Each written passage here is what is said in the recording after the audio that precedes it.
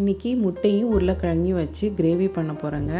இந்த கிரேவி ரைஸ்க்கு, சப்பாத்திக்கு, பூரிக்கு, இட்லி, தோசை எல்லாத்துக்குமே நல்லாயிருக்கும். ட்ரை பண்ணி பாருங்கள் ஒரு தடவை. வாங்க இப்போ எப்படி செய்யலாங்கிறத பார்க்கலாம். இந்த கிரேவிக்கு 7 முட்டை எடுத்திருக்கேன். உருளைக்கிழங்குல 6 உருளைக்கிழங்கு எடுத்திருக்கேன். இப்போ இது ரெண்டையும் வேக வச்சுக்கலாம். முட்டை வேக வைக்கும்போது கொஞ்சம் உப்பு சேர்த்து வேக வச்சுருங்க. வெந்ததுக்கப்புறம் முட்டையிலையும் உருளைக்கிழங்குலையும் தோலெல்லாம் உரிச்சிட்டு எடுத்து வச்சுக்கலாம்.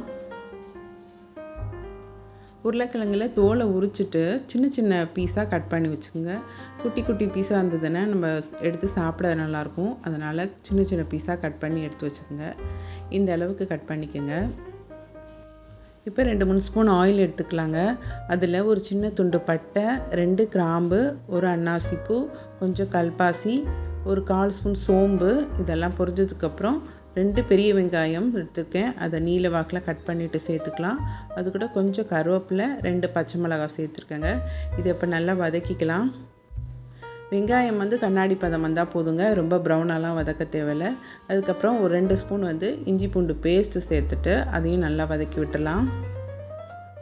இஞ்சி பூண்டு பேஸ்ட் நல்லா பச்சை வாசனை போகிற மாதிரி வதக்கிக்கணும். அதுக்கப்புறம் ஒரு தக்காளி எடுத்திருக்கேன், பெரிய தக்காளியாக. அதை கட் பண்ணி சேர்த்துட்டு அது கூட கொஞ்சம் உப்பையும் சேர்த்துட்டு இப்போ நல்லா வதக்கி விடுங்க. தக்காளி நல்லா சாஃப்டாக வர வரைக்கும் நல்லா வதக்கி விடுங்க. இப்போ பாருங்கள், இந்த அளவுக்கு நல்லா வதங்கிடுச்சு. இப்போ மசாலா பொடியெலாம் சேர்த்துக்கலாம். 1 ஸ்பூன் தனி மிளகாய்த்தூள், 2 ஸ்பூன் மல்லித்தூள், 1 ஸ்பூன் குழம்பு மிளகாய்த்தூள், கொஞ்சமாக மஞ்சள் பொடி சேர்த்துக்குங்க. ஒரு 1/2 ஸ்பூன் கரம் மசாலா. இப்போ இதையும் நல்லா வதக்கிக்கலாம்.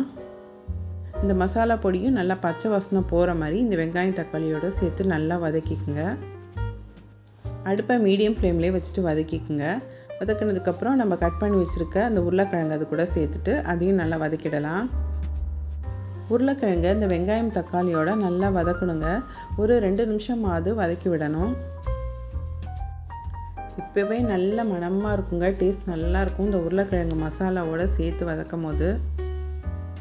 இது கூட 1 கப் தண்ணி சேர்த்துக்குங்க. உங்களுக்கு கிரேவிக்கு எவ்வளோ தண்ணி தேவையோ அந்த அளவுக்கு தண்ணி சேர்த்துட்டு நல்லா மிக்ஸ் பண்ணி விட்டுருங்க.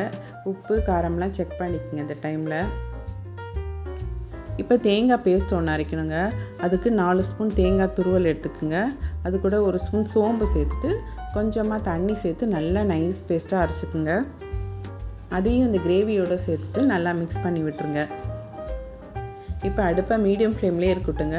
மூடி வச்சுட்டு ஒரு 5 நிமிஷம் கழித்து ஓப்பன் பண்ணி பார்த்திங்கன்னா லைட்டாக எண்ணெய் பிரிஞ்சு வந்திருக்கும். கிரேவியும் பாருங்கள் கொஞ்சமாக திக்காகிடுச்சு பாருங்கள். இந்த டைமில் நம்ம வேக வச்சுருக்க முட்டையெல்லாம் இருக்குது பாருங்கள், அதை இது கூட சேர்த்துக்கணும்.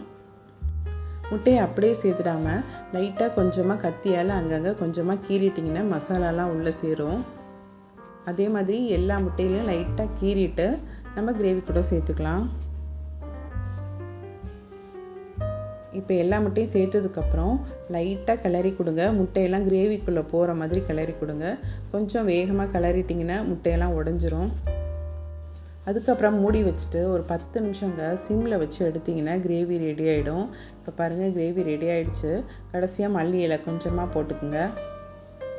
அவ்வளோதாங்க, உருளைக்கிழங்கு முட்டை கிரேவி ரெடி ஆகிடுச்சு. இதை விட இன்னும் டேஸ்ட் உங்களுக்கு ரிச்சாக வேணும்னு ஆசைப்பட்டிங்கன்னா ஃப்ரெஷ் க்ரீம் அது கூட சேர்த்துக்குங்க. கடையிலலாம் கிடைக்கும். இதை நம்ம வீட்டில் கூட ரெடி பண்ணிக்கலாம். சேர்த்ததுக்கப்புறம் மூடி வச்சுட்டு ஒரு 10 நிமிஷம் கழித்து ஓப்பன் பண்ணி பார்த்திங்கன்னா உருளைக்கிழங்கு முட்டை கிரேவி சூப்பராக ரெடியாக இருக்கும். இதை ரைஸில், இட்லி, தோசை, சப்பாத்தி, பூரி எல்லாத்துக்குமே சாப்பிட்லாம். இல்லை அப்படியே ஒரு பவுலில் போட்டு கொடுத்தீங்கன்னா கூட சாப்பிட்ருவாங்க. வீடியோ பிடிச்சிருந்தால் லைக் பண்ணி சப்ஸ்கிரைப் பண்ணிக்கோங்க.